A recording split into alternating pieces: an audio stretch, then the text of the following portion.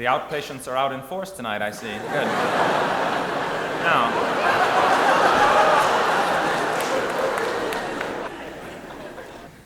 I'm sure you're all aware that this week is National Gallbladder Week. And so as sort of an educational feature at this point, I thought I would acquaint you with some of the results of my recent researches into the career of the late Dr. Samuel Gall, inventor of the gallbladder,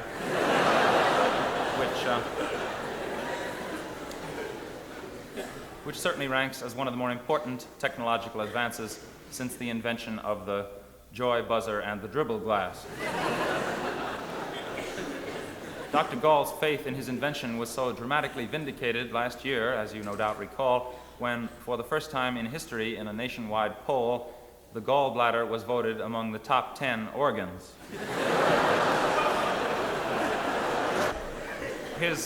His educational career began, interestingly enough, in agricultural school, where he majored in animal husbandry until they caught him at it one day.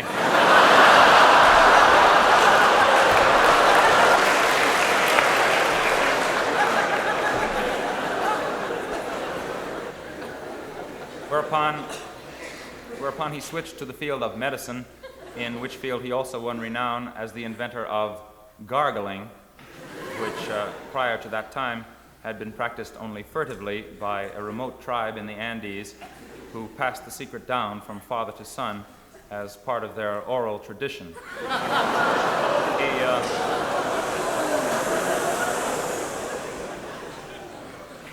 He soon became a specialist, specializing in diseases of the rich.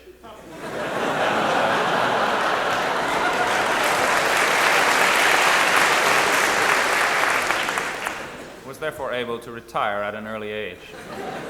To the land we all dream about, sunny Mexico, of course, the last part of which is completely irrelevant, as was the whole thing, I guess, except it's a rather sneaky way of getting into this next type of popular song, which is one of those things about that magic and romantic land south of the border.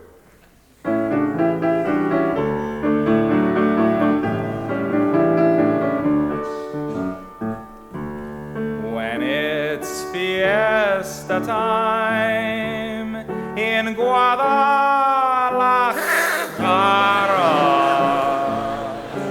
then I long to be back once again in old Mexico, where we lived for today, never giving a thought to tomorrow.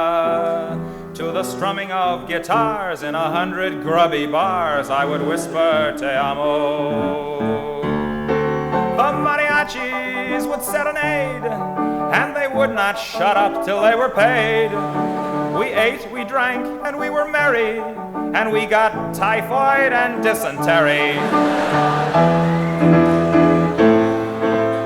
But best of all, we went to the Plaza de Toros.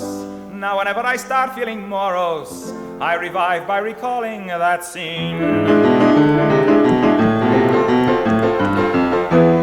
And names like Belmonte, Dominguina, and Manolete, if I live to 180, I shall never forget what they mean.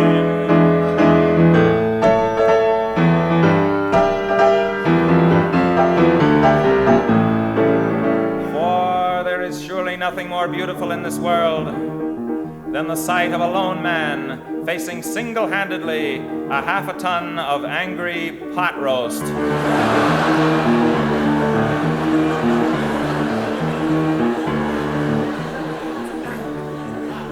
Out came the matador, who must have been potted or slightly insane, but who looked rather bored.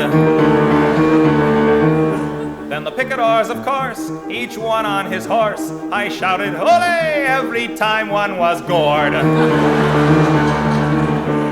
I cheered at the banderilleros' display as they stuck the bull in their own clever way, for I hadn't had so much fun since the day my brother's dog Rover got run over. Rover was killed by a Pontiac, and it was done with such grace and artistry that the witnesses awarded the driver both ears and the tail.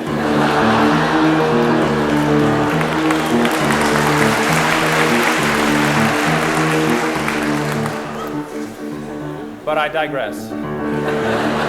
The moment had come, I swallowed my gum. We knew there'd be blood on the sand pretty soon. The crowd held its breath, hoping that death would brighten an otherwise dull afternoon. At last, the matador did what we wanted him to. He raised his sword and his aim was true. In that moment of truth, I suddenly knew that someone had stolen my wallet.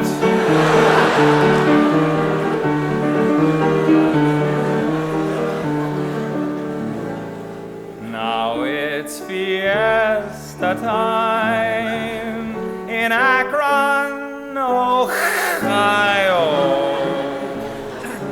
But it's back to old Guadalajara I'm longing to go. Far away from the strikes of the AFL and CIO. How I wish I could get back to the land of the wetback and forget the Alamo.